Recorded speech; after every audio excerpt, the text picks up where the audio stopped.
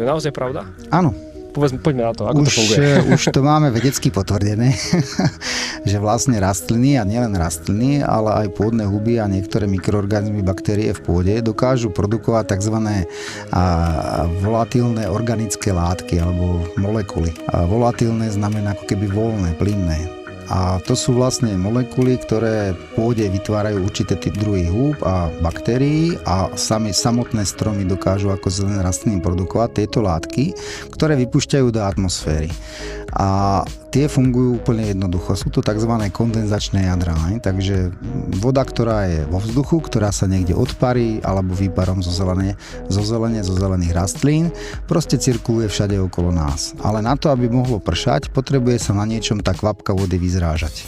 A to je buď teda prach, alebo v tomto prípade lesy to robia aktívne, aj spolu s pôdou, že to, čo žije v tej pôde,